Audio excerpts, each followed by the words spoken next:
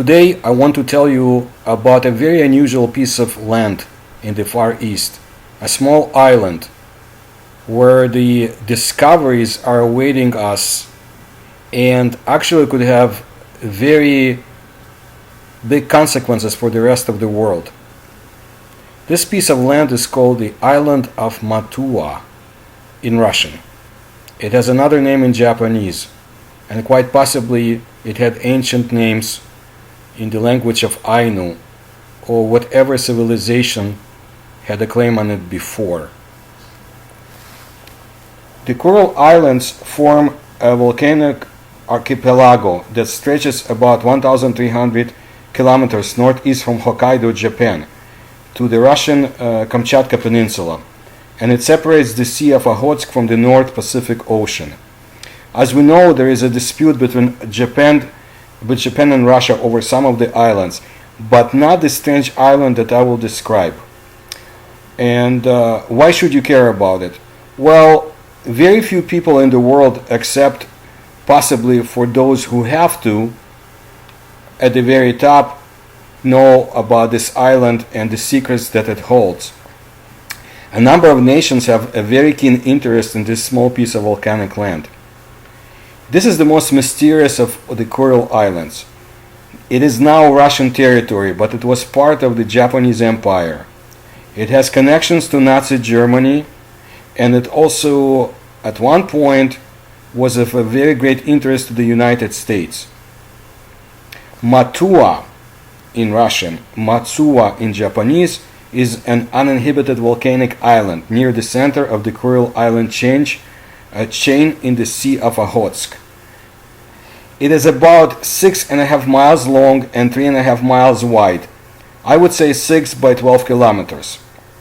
Most of that little island is taken by the volcano called Sarychev. It's about 1,497 meters high. It has a lot of brief but powerful eruptions, and the afterglow after such eruptions is visible 150 kilometers away. If you translate the name from the Ainu language, Matua means small burning base. There's another very small island called Toporkovy in Russian, and it's located very close to Matua. Now, frequent volcanic eruptions from Matua also reach Toporkovy. Just as the island is being connected to Matua by tunnels built by the Japanese Empire. I got to be interested in the whole story of Matua when I collected UFO and USO reports from the Kuril Islands, from the Soviet sources. I chanced upon a story about Matua and collected all that I can until today. And the more information I have collected, the more interesting the story became. Now, there have been very interesting discoveries by the Russian military and scientific expedition that was dispatched to Matua in 2016. You see, today Russia has very keen interest in the island, and another special expedition is scheduled for 2017. Russia, or rather USSR before 1991, was not very interested in the island that it captured from Japan in August of 1945. That's after the actual end of World War II, which is important. The Japanese put up no fight to defend the island. And this is one of the mysteries of Matua. But trust me, there are many more mysteries. So this is a small and a very distant land. It had no strategic importance to Japan, but it was under direct control of the Japanese Imperial General Headquarters in Hokkaido. The Russians do not know why, and of course Japan is silent. Japan is very silent about this island. Another mystery lies in the fact that the island was turned into a virtual fortress by the Japanese. It was completely fortified, actually a wonder of Japanese military architecture. The island is honeycombed with a system of tunnels and bomb shelters from World War II and most likely before. because the Japanese military developed Matua from the 1930s and quite extensively. The Ainu people who lived there were forced to move a long time before that. During World War II, the Japanese forces were deployed to that island, and Matua was garrisoned by the Japanese army, a number of units. They also built the so-called Matua airfield to defend the Central Kurils, and most likely it served as the staging airfield for the aircraft flying to the northeast Kurils.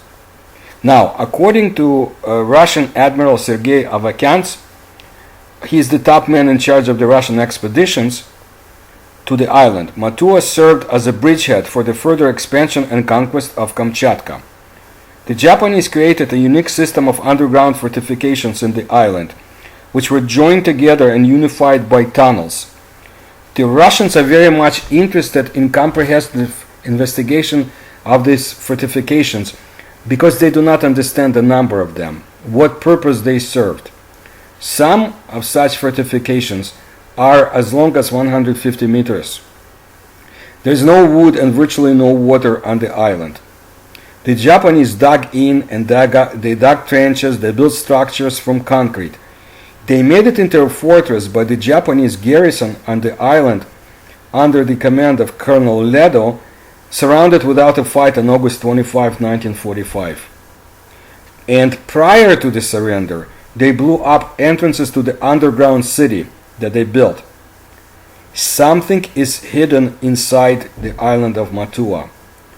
The Russians have discovered cables, water reservoirs, some of them still full of water, by the way, a pumping station, much metal scrap, and other items. In 2016, they loaded 6 ships, and they took their findings to the Russian mainland. They also tested the soil and water of the island for any trace of the bacteriological weapons, poisons, but didn't find any. They thought maybe the Japanese were doing secret development of bacteriological weapons, but that wasn't the case. Now, I will describe the mysterious underground city to the extent possible, but let's look at another Axis power that was involved with this island.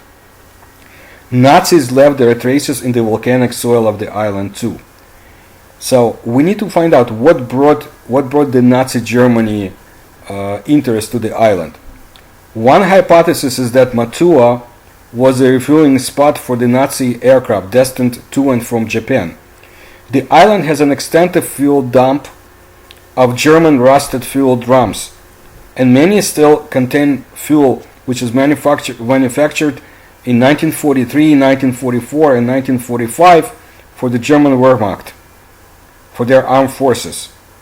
So those drums contain aviation fuel, as far as we know, not the diesel. The runways that were used were lit for the night operations and were heated by ducted hot water. The airfield, as far as we know, also had a powerful transmitter. Germany was making long-range flights to the Kuril Islands during 1944, possibly before too. Now, some Russian researchers believe that Nazi Germany and Imperial Japan had developed cooperation, trying to create a new powerful weaponry and enrich uranium in the underground dungeons of Matua. Some believe that the Soviets simply used captured Nazi fuel for their needs, and there is no truth to the story of any joint cooperation for creation of powerful weapons. We just don't know enough at this point. The island was visited by Nazi submarines. There are enough signs pointing to that. The Japanese also carved a cave in one of the shore rock formations, and that cave is enough to hide a submarine. Right next to the residence of the island's commander. That's where that cave is located, hidden on one of the adjacent hills. Did the Nazi submarine sail around the world to Matua and deliver precious cargo? And did the Germans visit Matua after May of 1945? Some Russian researchers believe that the Nazis loaded their treasures on submarines after the end of World War II and took them to Matua to hide inside the island. Independent Russian explorers, not the military, but independent explorers, searched the oceanic waters around the island using divers back in 2011. But they claim to find nothing significant, just spent American shells and scrap iron. You see, the island has been visited by independent Russian researchers since 2003 consistently, and they kept bringing up stories to the mainland about unusual discoveries that they made and tremendous secrets that the island holds. But only last year did it become a focus of the Russian military, at least according to the media. We don't know what happened before, in the few years before then, but 2016 had its significant history there. And by the way, about plutonium, traces of refined plutonium have been found on the island in the flooded levels down below of the tunnels. Traces of plutonium which really doesn't normally occur in nature. They flow out of natural springs on the island. There is much more about the island which I'll tell you in the next section. Thank you.